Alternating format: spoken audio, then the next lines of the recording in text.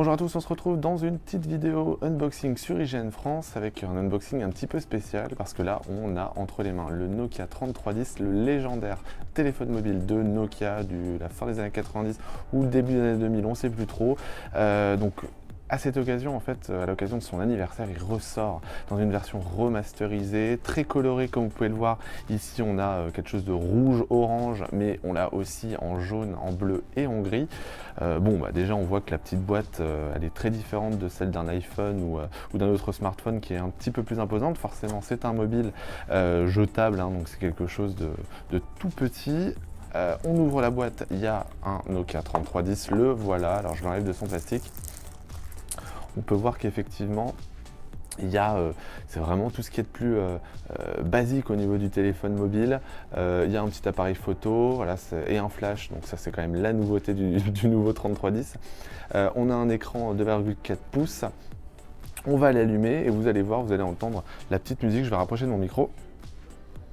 Hop là, ça veut bien, ça se le met. Et voilà, donc la fameuse musique de Nokia avec au niveau de l'interface, c'est un OS propriétaire. On y trouve notamment Opera Mobile juste là, donc qui permet de surfer sur un internet un petit peu plus sympa que le WAP, mais pas plus. On a également un appareil photo, voilà, comme je vous le disais, qui permet aussi de zoomer numériquement, mais vous attendez pas à quelque chose de dingue.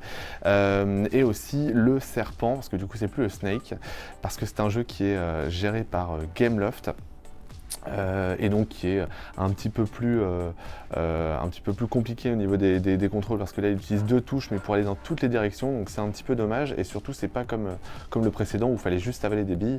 Là c'est un peu là, c'est des pommes déjà, c'est quand même la principale nouveauté. Et puis c'est en couleur, voilà, il y a un écran couleur. Au niveau de l'épaisseur, on peut voir quand même que le téléphone est plutôt fin, ça va, c'est plutôt cool par rapport à un iPhone. Donc là j'ai un iPhone 6. L'iPhone 6 arrive quand même à remporter la manche, ce qui est quand même pas difficile. Et puis donc à l'intérieur on peut installer une micro SD, une carte micro SD en plus de la carte SIM qui est une micro SIM me semble-t-il. Voilà, à l'intérieur de la boîte on va avoir le traditionnel micro-casque pour téléphoner sans pourtant avoir le téléphone au niveau de l'oreille et le chargeur qui passe du coup au micro USB comme on peut le voir ici, ce qui est quand même pas mal, c'est universel, c'est la moindre des choses. Voilà, je pense qu'on a fait le tour un peu de ce Nokia 3310 qui est vendu entre 49 et 69 € en fonction de l'opérateur. Donc voilà, on a fait une émission dessus à Geekno, donc n'hésitez pas à jeter un œil là-dessus. Voilà, on vous le conseille pas à fond, mais pour la nostalgie, ça peut peut-être fonctionner. On se retrouve bientôt du coup pour d'autres unboxings sur IGN France. Salut à tous.